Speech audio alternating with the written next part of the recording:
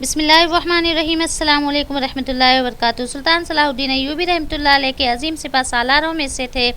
آپ کے نصیب میں اللہ تعالیٰ نے عظیم فتوحات لکھی تھی۔ سلطان صلاح الدین ایوبی پر اللہ تعالیٰ کا خاص کرم تھا اور اللہ تعالیٰ کی ذات نے سلطان صلاح الدین ایوبی رحمۃ اللہ علیہ سے بڑے بڑے کام لیے۔ اس میں کوئی دو رائے نہیں کہ جب سلطان صلاح الدین ایوبی اقتدار میں آئے تو آپ نے اسلام کا جھنڈا اقوام عالم میں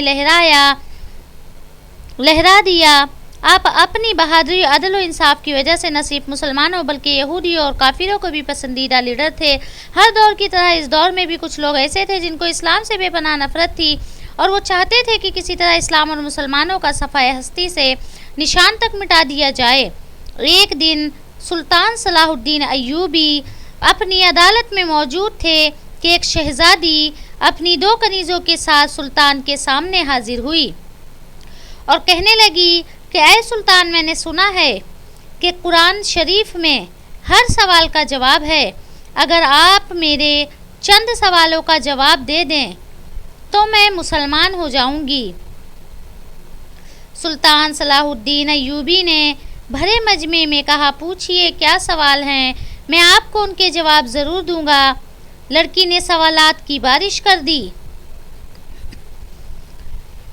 اس نے پوچھا، وہ ایسی کون سی چیز ہے جس کو خدا نے تخلیق نہیں کیا؟ نمبر 2، وہ کون سی چیز ہے جو خدا کے علم میں نہیں ہے؟ نمبر 3، وہ کون سی چیز ہے جو اللہ تعالیٰ کے پاس نہیں ہے؟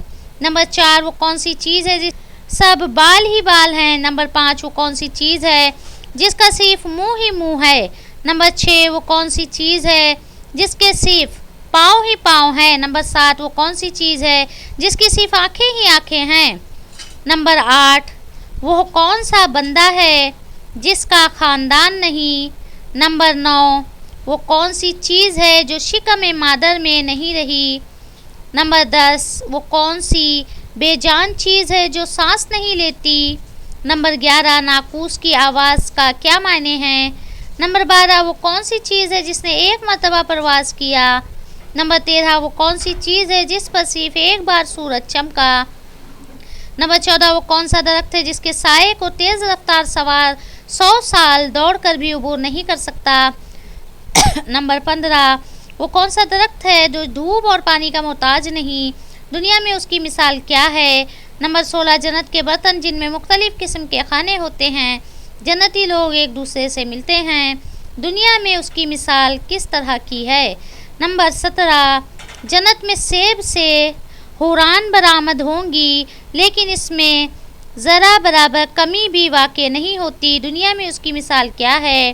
نمبر 18، دنیا میں موجود شے کون سی ہے کہ دنیا میں لوگوں کے لیے، آخرت کے لیے ایک شخص کے لیے ہوگی؟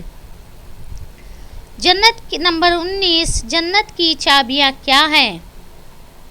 سلطان صلاح الدین ایوبی رحمۃ اللہ علیہ نے فرمایا کہ میں اپنے رب اور اپنے پیارے پیغمبر حضرت محمد صلی اللہ علیہ وسلم کی برکت سے آپ کو ان سوالات کے جوابات دے رہا ہوں۔ وہ چیز مخلوق نہیں ہے، وہ خود خدا ہے کہ جس کو اللہ نے پیدا نہیں کیا۔ وہ چیز جس کا اللہ تعالیٰ سے کوئی تعلق نہیں ہے، وہ یہ بات ہے کہ اللہ تعالیٰ کا فلاں بیٹا ہے، حالانکہ خدا واحد ہے، اس کی نہ تو کوئی اولاد ہے اور نہ ہی اس کے ساتھ کوئی معبود ہے۔ خدا نہ کسی کی اولاد ہے اور نہ خدا کی کوئی اولاد ہے۔ وہ چیز جو اللہ تعالیٰ کے پاس نہیں ہے وہ ظلم ہے۔ اللہ تعالیٰ کا فرمان ہے کہ اللہ اپنے بندوں پر کبھی ظلم نہیں کرتا۔ وہ چیز جو صرف بال ہی بال ہیں وہ ہوا ہے۔ وہ چیز جس کا منہ ہی منہ ہے وہ آگ ہے۔ وہ چیز جس کے صرف پاؤں ہی پاؤں ہیں وہ پانی ہے۔ وہ چیز جس کی صرف آنکھیں ہی آنکھیں ہیں وہ سورج ہے۔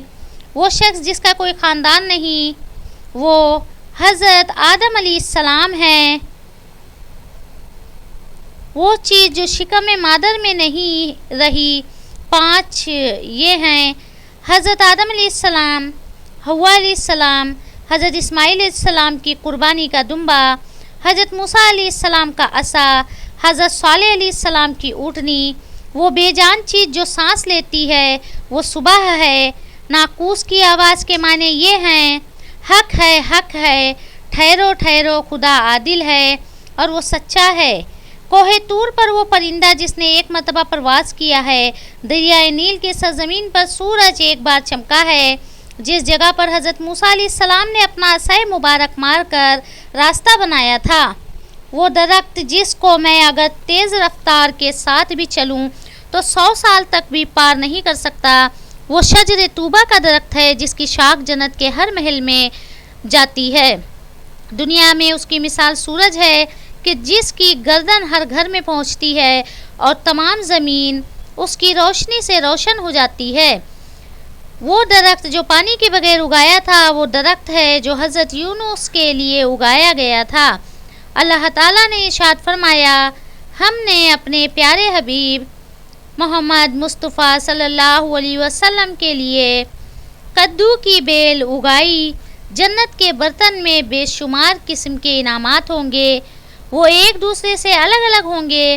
اس کی مثال ہم دنیا میں مرغی کے انڈے کی لے سکتے ہیں کہ جس میں سفید اور زرد دونوں پانی شامل ہوتے ہیں لیکن ایک دوسرے سے ملتے نہیں ہیں۔ جنت میں جو سیب عطا کیا جائے گا، اس سے حور برآمد ہوگی، اس کی مثال ایسے ہے جیسا کہ سیب سے کیڑا باہر نکلتا ہے لیکن اس میں کمی واقع نہیں ہوتی۔ وہ چیز جو دنیا میں سب کے لیے برابر ہے، چاہے وہ مومن ہو یا کافر ہو، لیکن آخرت میں وہ صرف اور صرف مومن کو عطا کی جائے گی۔ وہ کھجور کا میوہ ہے جسے آخرت میں صرف مومن ہی کھا سکے گا، جبکہ دنیا میں اسے مومن اور کافر دونوں یکساں استعمال کرتے ہیں۔ جنت کی چابیاں کلمہ توحید ہے، لا الہ الا اللہ محمد الرسول اللہ ہیں۔ یہ سن کر سارے مجمع میں نعروں کی آواز گونج اٹھی۔ سلطان صلاح الدین ایوبی کے جواب صرف اور صرف خاندان رسول صلی اللہ علیہ وسلم سے ہی مل سکتے ہیں۔ پھر دریافت کیا کہ یہ جواب کس اعلیٰ ہستی نے دیے ہیں، اور فرمایا، یا وہ اعلیٰ ہستی مولا علی ابن ابی طالب جس کو حضرت محمد صلی اللہ علیہ وسلم نے علم کا دروازہ کہا ہے۔ وہ لڑکی کہنے لگی، ان تمام سوالات کے جواب سن کر مجھے یقین ہو گیا ہے اس کائنات پر صرف اسلام ہی واحد دین ہے جو ہر لحاظ سے مشعل راہ ہے اور مکمل ضابطۂ حیات ہے۔ پھر سلطان صلاح الدین ایوبی رحمۃ اللہ علیہ نے فرمایا کہ آپ اہل بیت نبوت ہیں اور رسالت کا قیمتی خزانہ ہیں۔ آپ رضی اللہ تعالیٰ عنہ ہی حقیقی شجاعت اور علم کے وارث ہیں۔ یہ سارا منظر دیکھ کر وہ لڑکی بے ساختہ کہنے لگی کہ میری یہ خواہش ہے کہ آپ مجھے مذہب اور دین کی مزید معلومات بھیجیں۔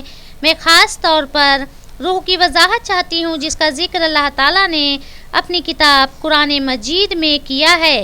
اے نبی، لوگ روح کے بارے میں تجھ سے پوچھتے ہیں تو تم انہیں بتا دو کہ روح میرے پروردگار کا امر ہے۔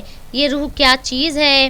تو سلطان صلاح الدین ایوبی نے فرمایا کہ مولا علی شیر خدا رضی اللہ تعالیٰ عنہ نے فرمایا ہے کہ اما بعد، روح ایک نورانی نقطہ ہے اور ایک غیر مرئی مخلوق ہے جس کو اللہ تعالیٰ نے اپنی قدرت کاملہ سے پیدا فرمایا ہے اور اپنے خاص خزانے سے نکال کر اپنی ملکیت میں رکھا ہوا ہے، اور یہی روح ہی اصل میں ہر چیز کا سبب زندگی ہے، اور ہر ذی روح جاندار کے پاس ایک وقت مقررہ تک امانت ہے۔ جب تک اس کی مدت مکمل ہوتی ہے تو خدا اسے واپس اپنے پاس بلا لیتا ہے۔